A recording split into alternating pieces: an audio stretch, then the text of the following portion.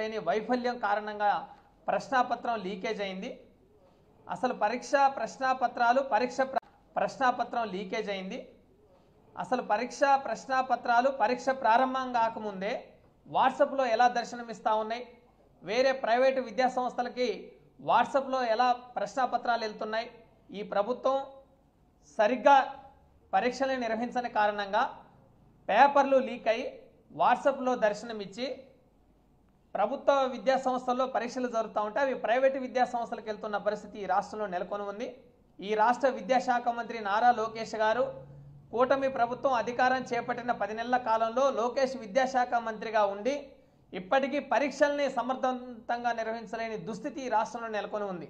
ఎందుకంటే మొన్న 2024లో జరిగిన SA1 అర్ధ సంవత్సరం ప్రశ్నాపత్రాలను కూడా సరిగ్గా నిర్వహించలేదు.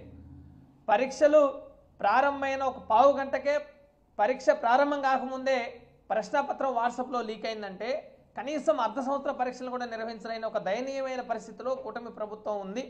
రెండోది, మొన్ననే BEd exams Acharya Nagarjuna university పరిధిలో జరిగాయి. మొదటి సెమిస్టర్ ప్రశ్నాపత్రం కూడా పరీక్ష ప్రారంభం కాకముందే లీకేజ్ అయింది. మరి BEd పరీక్షలను కూడా మీరు సమర్థవంతంగా యూనివర్సిటీ స్థాయిలో నిర్వహించలేకపోయారు కదా. 6,19,000 మంది విద్యార్థులు 10వ తరగతి పరీక్షలు రాస్తూ ఉన్నారు. ప్రభుత్వం 3,450 సెంటర్స్ని ఎంపిక చేసింది. ఈ ఎంపిక చేసినప్పుడు ఇన్విజిలేటర్స్ కానీ చీఫ్ ఇన్విజిలేటర్స్ కానీ పోలీస్ సిబ్బందితోటి పకడ్బందీగా వ్యవహరించాలి. సెల్ ఫోన్లని పరీక్షా కేంద్రాల్లోకి అనుమతించకూడదు. కానీ ఎలా ప్రైవేటు స్కూల్కి వాట్సాప్లో ఎలా లీక్ అయింది ప్రశ్నపత్రం, గణిత శాస్త్రం? మీరు ఎందుకు సమర్థవంతంగా నిర్వహించలేకపోతున్నారు? యంత్రాంగాన్ని సరిగ్గా వినియోగించలేకపోతున్నారా?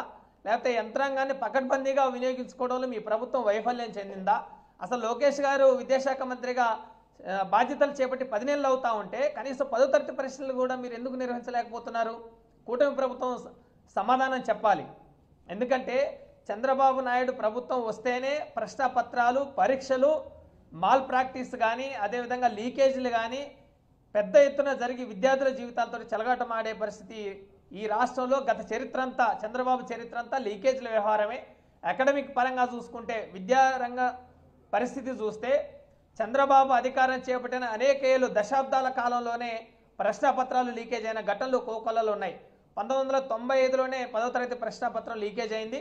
1997లో ఇంటర్ ప్రశ్నాపత్రం లీకేజ్ అయింది. కోలా రామబ్రహ్మ ప్రశ్నాపత్రాలను లీకేజ్ చేసి పెద్ద ఎత్తున విద్యార్థుల జీవితాలతో చెలగాటమాడాడు 97లో. ఆ తర్వాత చంద్రబాబు అధికారం చేపట్టిన రాష్ట్ర విభజన తర్వాత 2017లో ప్రశ్నాపత్రం లీకేజ్ అయింది. 2017లో నెల్లూరు, అనంతపురం, చిత్తూరు, కడప ఈ జిల్లాలో రాష్ట్ర వ్యాప్తంగా నారాయణ విద్యా సంస్థల్లో ప్రశ్నాపత్రం లీకేజ్ అయింది. ఈరోజు మంత్రిగా ఉన్న నారాయణ విద్యా సంస్థలు, ఆయన మంత్రిగా ఉన్నాడు. ఆయన విద్యా సంస్థలు, నారాయణ విద్యా సంస్థలో ప్రశ్నాపత్రం లీకేజ్ అయ్యి పెద్ద ఎత్తున నారాయణ విద్యా సంస్థలకి స్ప్రెడ్ అయింది. నారాయణ విద్యా సంస్థలు ఒక కొలాబరేట్ అయ్యి మొత్తం రాష్ట్ర వ్యాప్తంగా 2017లో ప్రశ్నాపత్రాలు లీక్ చేసి నారాయణ విద్యా సంస్థలోనే మొట్టమొదటి ర్యాంకులు రావాలి, అత్యధిక మార్కులు రావాలని పేపర్ని లీక్ చేసి ఆ రోజు నారాయణ విద్యా సంస్థలో పనిచేసే వైస్ ప్రిన్సిపల్ కానీ ప్రిన్సిపల్ కానీ ఆ తర్వాత NRI వాళ్ళతో కొలాబరేట్ అయ్యి ప్రశ్నాపత్రం లీకేజ్ చేసి మార్కుల కోసం అడ్డదారులు దొక్కారు. దాని మీద పెద్ద ఎత్తున నిరసనలు కూడా విద్యార్థి సంఘాలు ఆ రోజు ఆందోళన చేశారు. అయినా ఆ రోజు విద్యాశాఖ మంత్రిగా గంటా శ్రీనివాసరావు గారు ఉన్నారు. గంటా శ్రీనివాసరావు, మంత్రి నారాయణ ఇద్దరు వియ్యంకులు ఎక్కడా ప్రశ్నాపత్రం లీకేజ్ కాలేదని అసత్యాలు ఆడి, అబద్ధాలు ఆడి, అసలు పేపర్ లీకేజ్ ఘటనలు జరగలేదని ఆ రోజు విద్యాశాఖ మంత్రిగా ఉన్న గంటా శ్రీనివాసరావు గారు ప్రకటించి విద్యార్థుల జీవితాలతోటి 2015లోనే చెలగాటమాడారు. మొత్తం ఈ వ్యవహారంలో 2017 తర్వాత 2019లో కూడా కర్నూలు జిల్లాలో ప్రశ్నాపత్రం 10వ తరగతి ప్రశ్నాపత్రం లీకేజ్ అయింది. దాని మీద కూడా నిర్దిష్టమైన చర్యలు ఏమీ తీసుకోలేదు. తిరిగి 2022 మా ప్రభుత్వం వైఎస్ఆర్ సిపి ప్రభుత్వం అధికారంలో ఉంటే జగన్మోహన్ రెడ్డి గారు ముఖ్యమంత్రిగా ఉన్న హయాంలో నారాయణ వాళ్ళు ఒక సిండికేట్గా ఏర్పడి ప్రశ్నాపత్రం లీకేజ్ చేయడం కోసం పెద్ద ఎత్తున ప్రయత్నాలు చేస్తే ఆ రోజు జగన్మోహన్ రెడ్డి గారు ముఖ్యమంత్రిగా ఉండి 12 మందిని అరెస్ట్ చేయించిన ఘనత వైఎస్ఆర్ సిపి ప్రభుత్వంలో ఉంది. కానీ చంద్రబాబు నాయుడు గారి ప్రభుత్వం తిరిగి 2024 అధికారం చేపట్టిన తర్వాత SA1 పరీక్షా పేపర్లు లీకేజ్ అయ్యాయి. ఆ తర్వాత BEd నాగార్జున యూనివర్సిటీలో BEd ప్రశ్నపత్రం లీకేజ్ అయింది.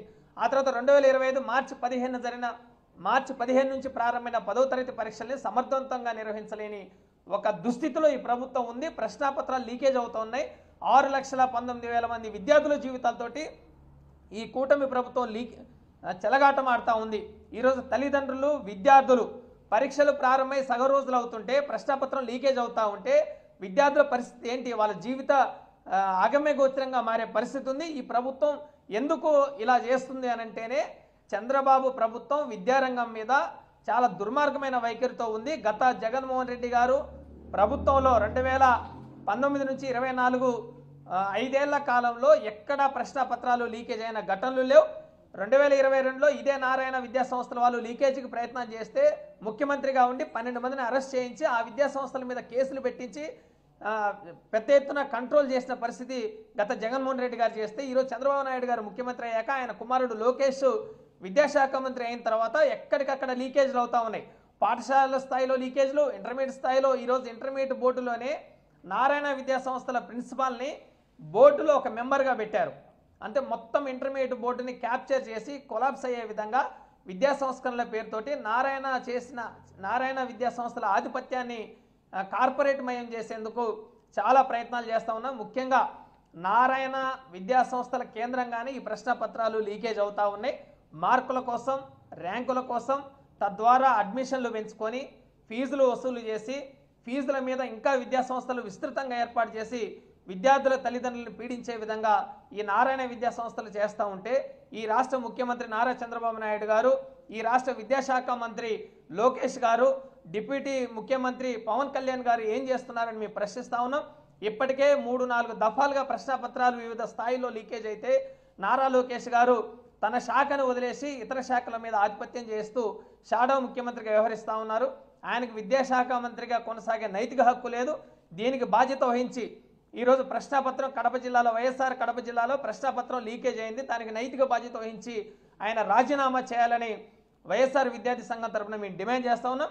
ప్రభుత్వం విద్యార్థుల జీవితాలతోటి చెలగాటం ఆడే పరిస్థితి ఉన్నది. 2017లో పత్రికల్లో పెద్ద ఎత్తున వచ్చింది.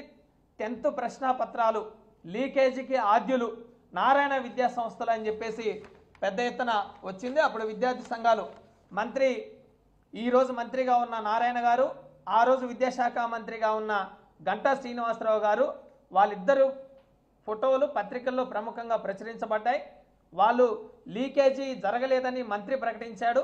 లీకేజీ జరిగిందని 2017లో పాఠశాల విద్యాశాఖ ఎగ్జామినేషన్ డైరెక్టర్ భార్గవ గారు చాలా స్పష్టంగా ప్రశ్నాపత్రం లీకేజ్ అయింది, బాధ్యుల మీద చర్యలు తీసుకుంటామని ఆ రోజు ప్రకటించింది. చాలా స్పష్టంగా పత్రికల్లో కూడా వచ్చింది. కానీ ఆయన విద్యాశాఖ మంత్రిగా ఉన్న గంటా శ్రీనివాసరావు గారు దీన్ని కొట్టిపారేశారు. ఎక్కడ లీకేజీ జరగలేదని మొత్తం పత్రికల్లో, వాట్సాప్ల్లో వచ్చిన తర్వాత ప్రశ్నాపత్రాలు లీకేజ్ అయ్యి విద్యార్థుల జీవితాలు చెలగటమాడుతున్న పరిస్థితుల్లో మీరు ఎందుకు చర్యలు తీసుకోలేకపోయారు? ఆనాడు తీసుకోలేదు, ఈరోజు తీసుకోలేకపోతున్నారు. కారణం ఏంటి? నారాయణ మినిస్టర్గా ఉన్నారు కాబట్టి మీరు నారాయణ విద్యా సంస్థల మీద చర్యలు తీసుకునే ధైర్యం మీరు చేయడం లేదా? నారాయణకి మీకు ఏంటి ఆర్థికంగా ఉన్న మీ బంధం ఏంటి అనేది మేము ప్రశ్నిస్తూ ఉన్నాం. ఈరోజు విద్యార్థుల ఫీజుల మీద ఒక మోనోపలీగా ఏర్పడిన మంత్రి నారాయణ విద్యా సంస్థలు రాష్ట్ర